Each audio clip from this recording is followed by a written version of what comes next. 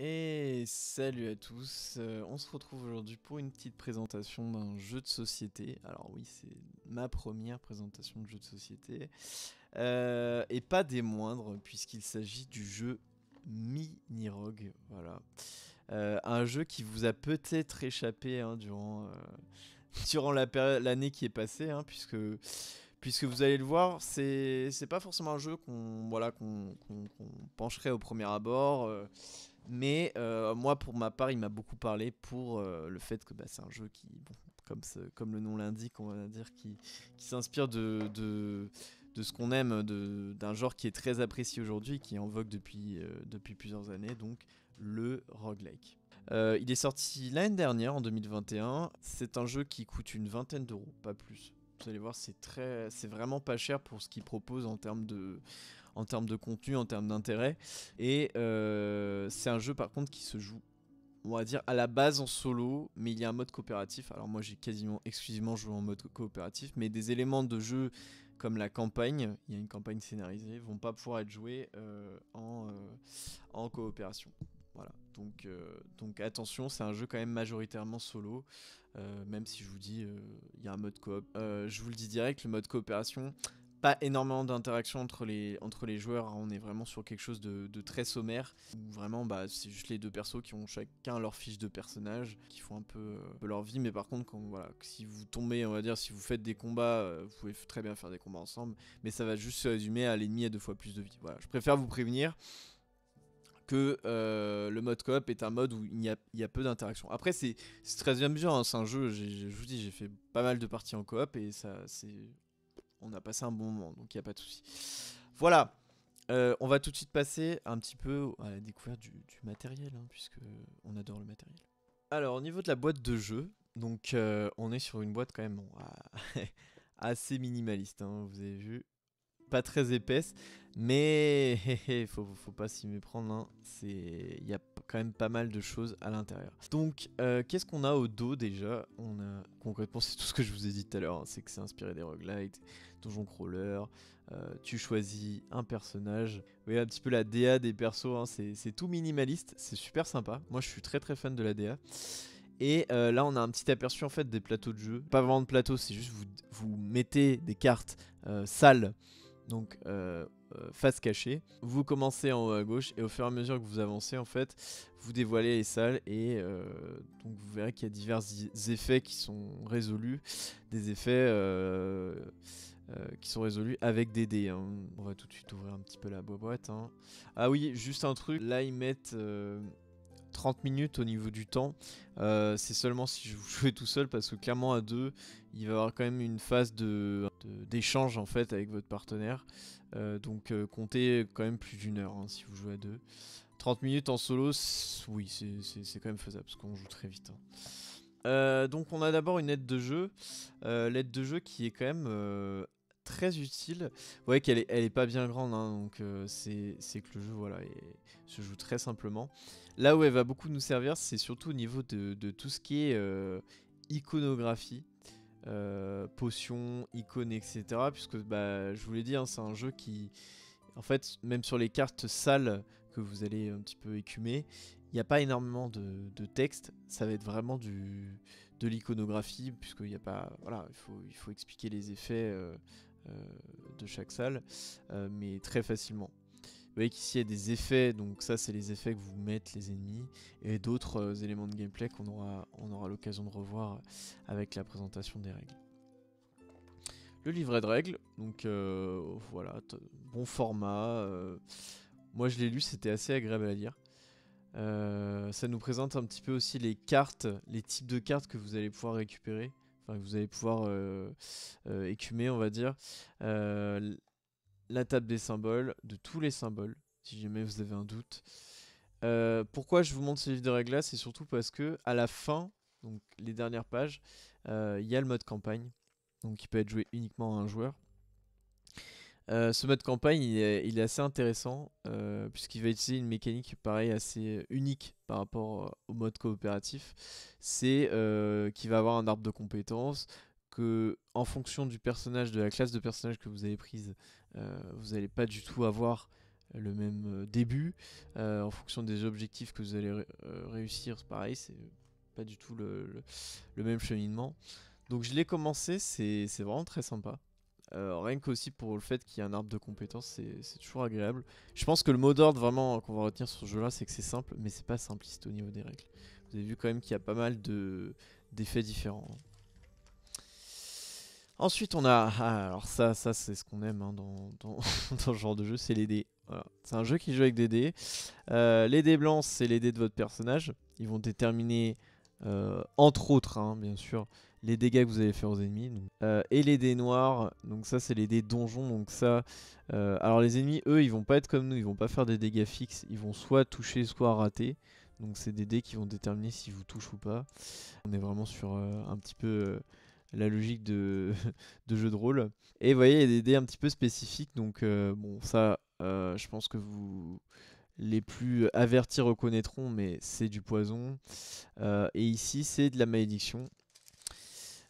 Ici on a donc nos petits figurines de personnages, donc oui il y en a deux hein, puisqu'on peut jouer à deux forcément. Les petits cubes, donc les petits cubes qui vont être placés sur les différents plateaux, donc le plateau donjon et le plateau personnage. Voilà, donc il y en a assez pour bien sûr pour 2 joueurs. Hein. Ça c'est des jetons. Alors au début je me suis demandé mais à quoi ça sert ce truc. En fait vous le mettez sur votre carte de personnage. Et vous la retournez quand votre personnage est aveugle. En fait, on verra ce que fait l'aveuglement quand je parlerai du poison et de la malédiction. Là, on a un paquet de cartes. Voilà. Alors, bon, il est un petit peu dopé ce paquet de cartes parce que bah, forcément j'ai pris les extensions. Puis, bah, si par exemple je prends une salle, voilà, ça ressemble à ça. Donc, vous voyez, c'est très, comment dire, épuré au niveau de l'art. C'est très minimaliste, mais moi j'aime beaucoup.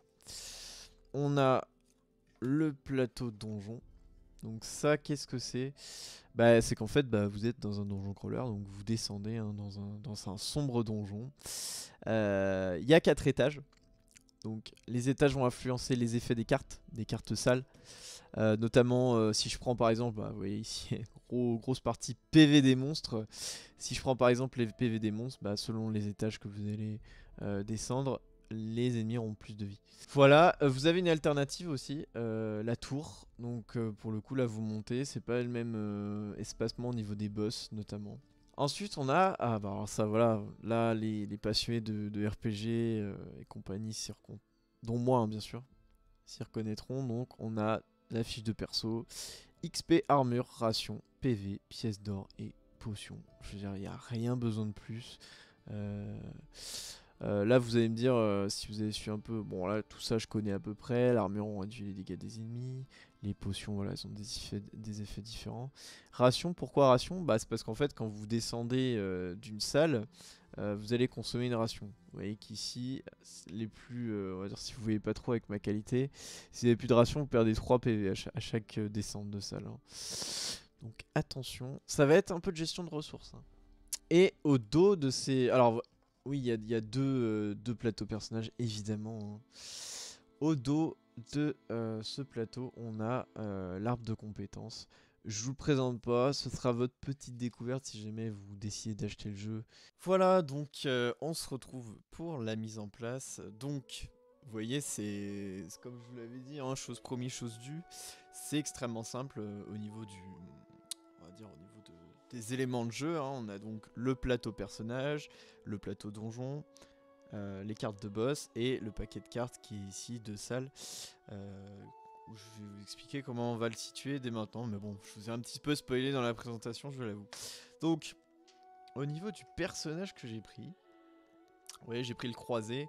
Donc c'est le perso un petit peu classique. Hein, voilà. C'est le guerrier en armure. Là-bas, ceux qui ont joué à Darkest Dungeon, ils sauront que c'est un personnage que voilà, ça nous rappelle des souvenirs. Hein, on va pas se mentir. Qu'est-ce qu'il y a sur cette petite carte de personnage? Déjà, il y a son nombre de PV, donc il a bien 10 HP, ce petit personnage-là.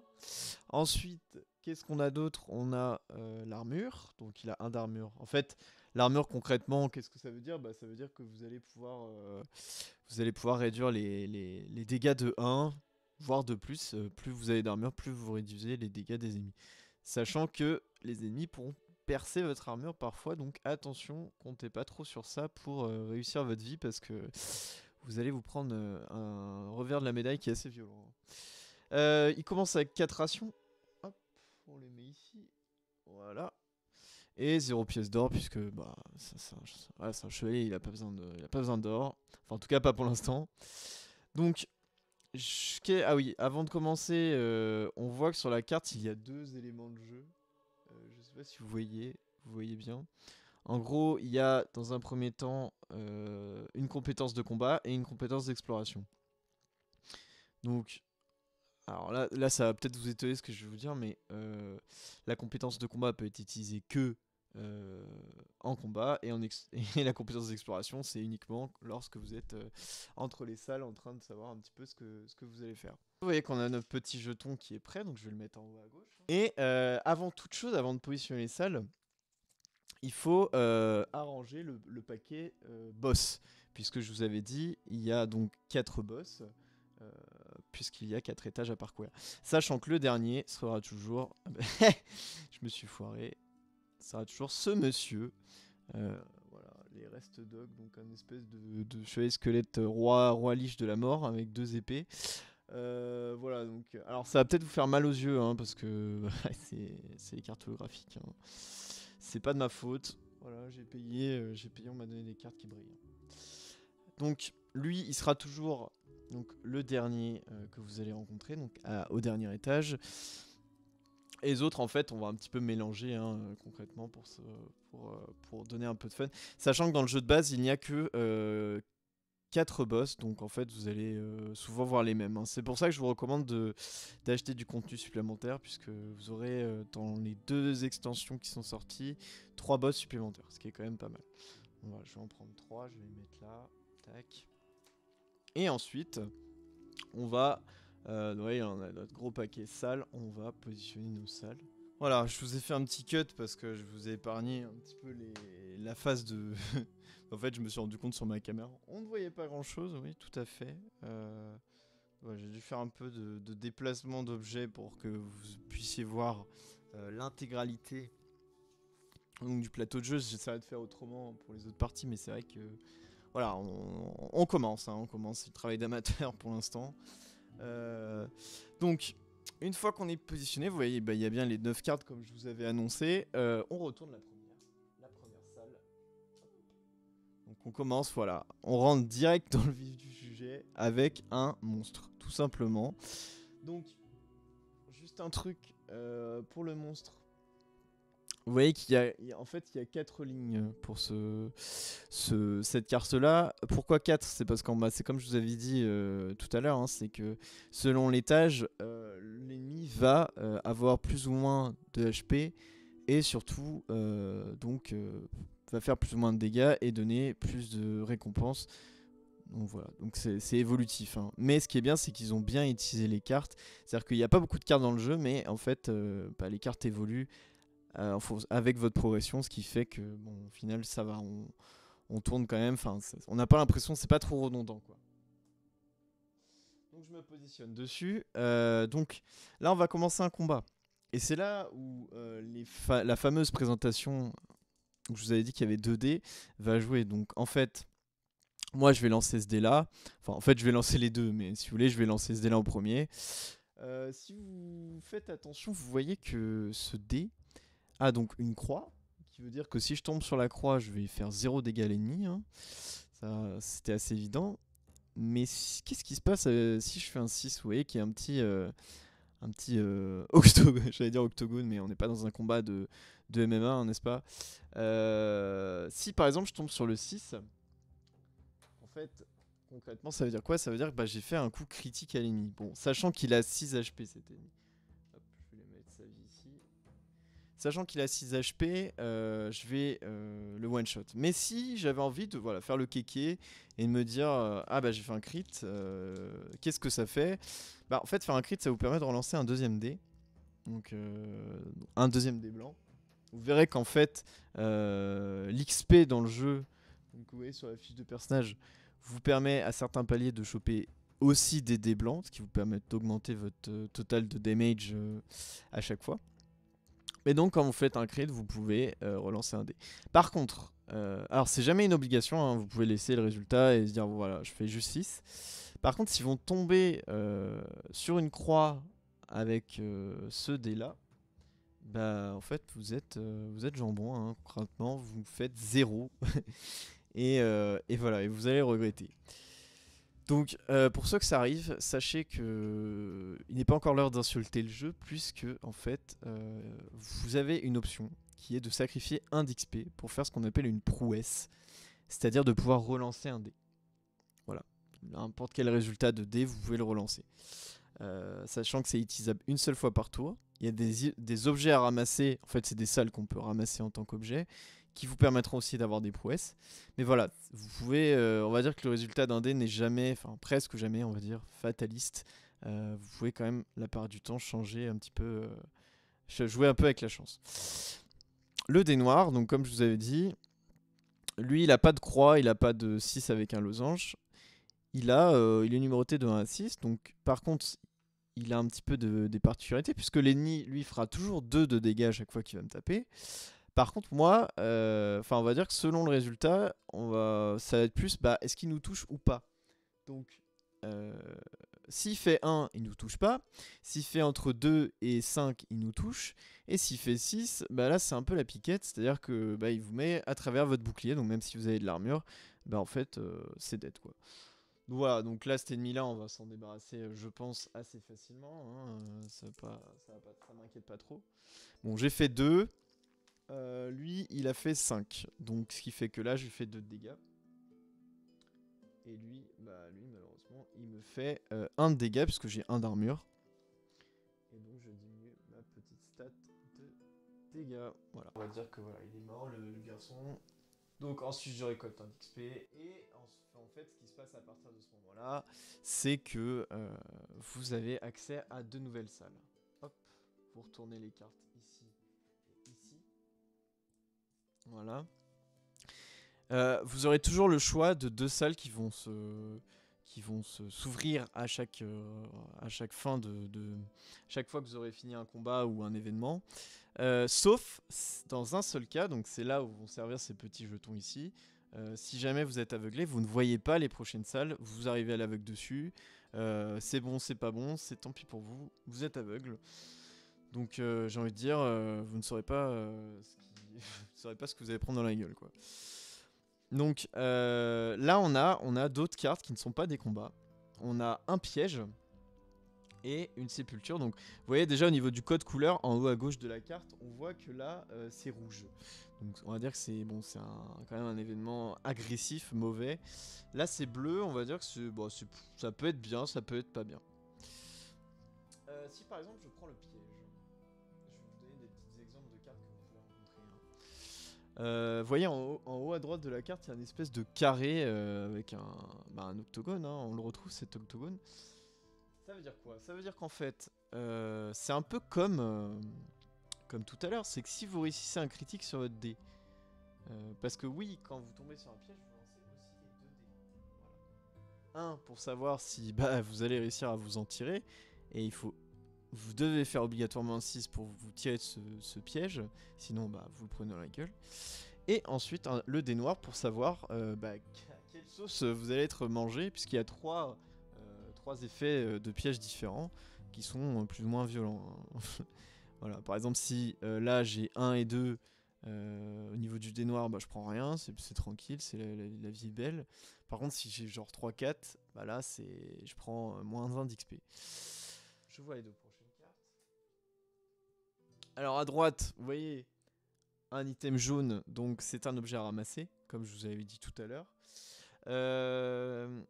Ici, c'est encore un item bleu. On va essayer d'aller là. Voilà, pour vous montrer un petit peu. Donc ici, une salle neutre. Qu'est-ce que ça veut dire? Au niveau des lancers surtout. Donc il y a 6 effets différents en fonction du dé noir, hein, toujours. Le dé noir, c'est vraiment ce qui régit la plupart du temps les effets des cartes. Hein. Je lance mon dé, j'ai 3. Avoir le chiffre que j'ai eu, ça nous permet de refresh, de rafraîchir notre pouvoir et donc de pouvoir l'utiliser à nouveau. Donc là, ce qui est intéressant avec les cartes neutres, c'est qu'on obtient un résultat, donc qui peut être bien, qui peut être pas bien. Bon là pour le coup, c'est vraiment pas mal. Mais on se dit, ouais, mais le dé blanc, il sert à quoi? Bah, le dé blanc, si jamais vous tombez sur un 6, donc, en fait, le 6, concrètement, c'est un peu ce qu'on peut appeler dans les jeux de rôle, hein, les succès critiques. Bah, en fait, tout simplement, vous avez le droit de rajouter +1 ou -1 au dé noir. Voilà. Ce qui fait que, en fait, vous allez pouvoir choisir un petit peu les effets et peut-être prendre un meilleur effet. Voilà pourquoi le jeu est quand même assez dépendant des résultats de dés, certes, mais il y a toujours, comme je vous dis, dans les combats, il y a les prouesses. En dehors des combats, vous voyez, dans ce genre de cas, par exemple, vous tombez sur un piège. C'est la merde. Vous avez un effet vraiment à la con, parce que vous avez raté votre test de compétence. Vous avez toujours le choix d'utiliser une potion de perception. Voilà, il y a une potion qui fait le taf en bas à droite. Bon, là j'en ai pas, donc je serai obligé dans tous les cas d'accepter les effets. Ici un marchand, donc vous pouvez changer de l'or que vous allez collecter. Donc, dans les différentes salles, vous allez pouvoir acheter différents objets comme une potion, de la nourriture. C'est très important d'acheter de la nourriture parce que vous allez voir que ça va diminuer bien vite. Et voilà, une fois que vous avez fait ça, vous allez traverser vos salles. Hop, vous descendez à l'étage suivant, enfin à la salle suivante. Hop. Et vous utilisez une ration, n'oubliez pas ça parce que c'est un élément important du jeu. Et quand vous êtes à un étage avec un boss, vous montrez le boss, c'est important, vous le montrez directement. Hop. Donc là on a quoi? On a le protecteur du roi. Donc il doit vous exploser les yeux hein, comme d'habitude. Évidemment, le plaisir des cartographiques. Et une fois que vous aurez tué le boss, vous aurez le droit à une récompense. Donc en fait, c'est cette carte là qui peut se tourner dans un sens ou dans l'autre. En fait, pourquoi elle fait ça? Parce que ça, c'est un petit peu. Il y a des cartes qui peuvent provoquer une rencontre standard, on va dire. Donc vous avez ce monstre là à abattre. Et à chaque fois que vous finissez un boss, vous avez le droit à la récompense. Donc c'est de l'or plus en fonction du résultat du dé noir. Un autre effet, on va dire, bénéfique. Et voilà. Je vous ai présenté absolument tout le jeu. Je vais dire de plus, par exemple, vous ne pouvez prendre que 2 potions à la fois. Voilà, vous pouvez monter jusqu'au niveau 3, donc avoir 2 dés supplémentaires. Enfin, il y a quand même un sentiment de progression. Rien qu'avec acheter de l'armure, gagner en XP, prendre des PV, prendre des potions, on se sent quand même un peu dans un RPG roguelike en récupérant voilà, des améliorations pour notre personnage qui vont nous aider par la suite, puisque mine de rien le jeu est quand même assez exigeant. Alors moi j'ai pas perdu beaucoup, mais c'est un peu ça joue à pas grand chose hein, en réalité. Alors moi je vous conseille, si jamais vous craquez pour ce jeu, donc c'est un jeu voilà, assez peu cher, donc je vous recommande vraiment que ça fasse partie de votre ludothèque si vous aimez un petit peu les RPG, les donjons crawlers, et tout ce qui est roguelike. Je vous conseille vraiment d'acheter les extensions parce que c'est quand même on va dire qu'avec le jeu de base on fait quand même le tour un peu rapidement. Enfin, je veux dire, c'est le concept du jeu qui est assez redondant. Les extensions ajoutent notamment la possibilité d'avoir des cartes avec un petit peu d'histoire, avec des choix, un petit peu la style jeu dont je suis le héros. Donc ça c'est quand même toujours très sympa à avoir. Je vous dis les nouveaux persos, on a dans les 2 extensions comprises, il y a 4 classes de persos en plus, il y a 3 boss, il y a plusieurs salles de disponibles. Donc voilà, c'est quand même assez intéressant. Moi je vous conseille vraiment de les acheter. En tout cas, le jeu est très amusant et je pense que si vous avez un pote avec qui jouer vraiment, vous pouvez y aller sans problème. J'ai plein de jeux à vous présenter. Donc voilà, ça va être un petit peu le mot d'ordre. Je vais essayer de faire au mieux avec les moyens que j'ai, on va dire. Voilà. Je vais essayer aussi de créer un Discord qui permettra si vous voulez échanger sur chaque jeu, poser vos questions, me raconter un petit peu vos parties, vos expériences, proposer même pourquoi pas d'autres jeux, parce que moi je suis très friand, d'autres jeux un petit peu dans le même style, des jeux qui seront testés, donc qui vous seront présentés. Voilà, moi j'aime beaucoup ce format de partage, raconter un peu les expériences, etc., partager. Je pense que c'est un petit peu ce qui est le plus dans le jeu de société, ce qui est le plus intéressant, c'est vraiment cette communauté derrière. C'est aussi ça qui m'a poussé à faire ça, c'est qu'il y a vraiment des gens qui sont passionnés, et que moi, bah, je découvre tout ce monde-là, et je pense que c'est un monde, voilà, qui a beaucoup à apporter. Voilà. Je vous remercie d'avoir suivi cette vidéo, peut-être jusqu'à la fin, je l'espère, évidemment. Le prochain test de jeu, ce sera sur One Deck Dungeon. Voilà, je vous spoil un petit peu pour les gens qui ont regardé jusqu'à la fin. Et je vous remercie, je vous dis à la prochaine. Et n'hésitez pas à mettre un petit pouce bleu, ça fait toujours plaisir. Et un petit commentaire, évidemment. Allez, salut!